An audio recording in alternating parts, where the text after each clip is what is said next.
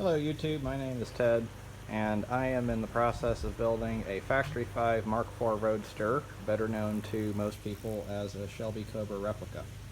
I am about a third of the way through the process, although you can't tell by looking at the shell over here. And I've had several people tell me, hey Ted, you should make some videos of what you're doing. So I figured I'd just start off with a little intro video. I don't have good camera equipment, and editing videos isn't something I really like doing, so I'm just going to do these sort of impromptu, off-the-cuff, one-take kind of deals. So obviously I'm not doing anything with the body at the moment. It is on what's called a body buck, which is basically just some plywood and some 2x4s to try to keep the fiberglass body from warping or distorting while you're building the rest of the car, because then you put the body on the car. There's a whole lot of ways to go about building one of these. Everything from basically a turnkey solution down to more or less what I'm doing, which is sourcing everything from a donor car. I guess I'm kind of in between, and in subsequent videos we'll talk a little bit more about it.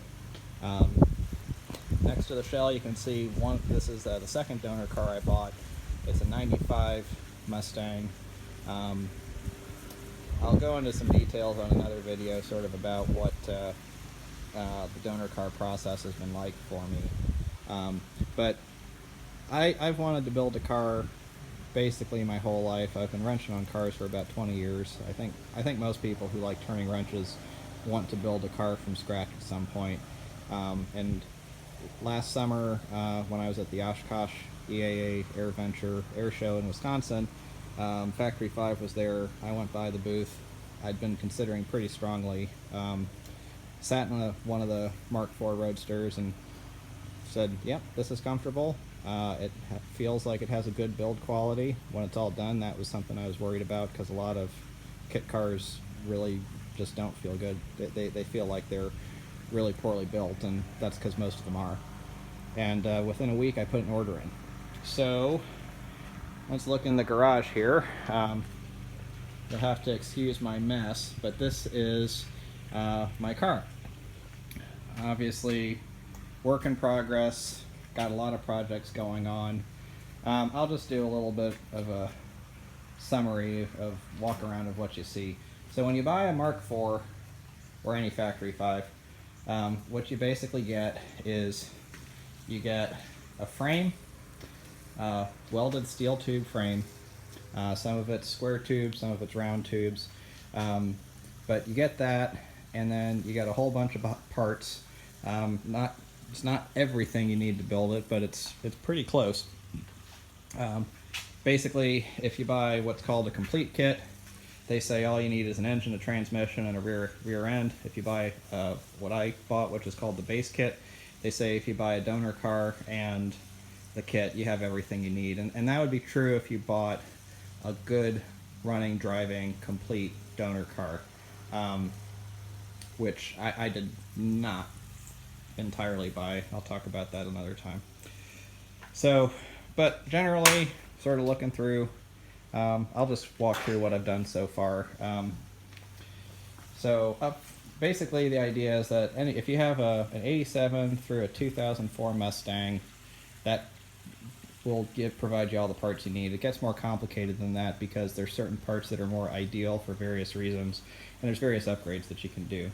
So this point, I'm going to put the steering rack in. This is actually my second steering rack because the first one I bought had some issues. I was going to go with a power steering rack, but then do what's called depowering it because I didn't want hydraulic power steering. So this time I've actually just got a straight manual steering rack. The front suspension is based off of the Mustang, but has some significant differences, as anyone familiar with the Mustang can tell.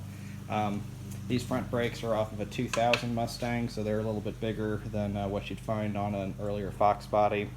The tie rods are Mustang, the spindles are Mustang, and then Factory 5 gives you these adapters here to then turn it into an upper and lower control arm setup with a coilover, and this is a Coney coilover that goes in there.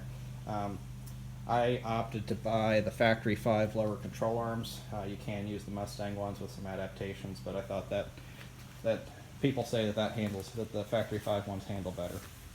A large portion of the construction of a Factory 5 includes these aluminum panels.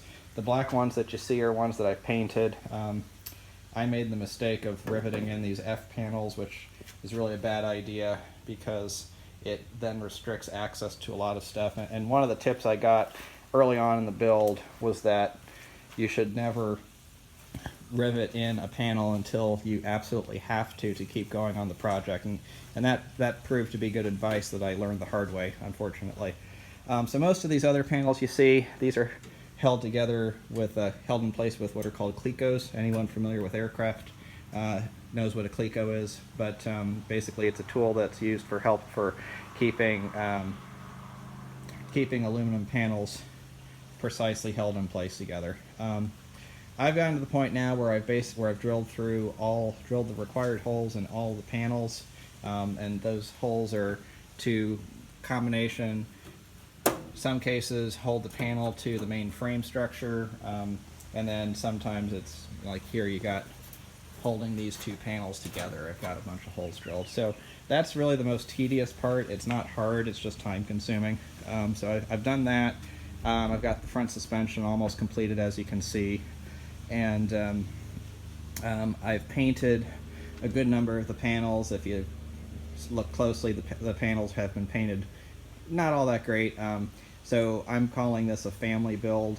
It's really important to me that my kids are participating in the build. And my kids are 4 and 6 at this point, twin 4-year-old girls and a 6-year-old son.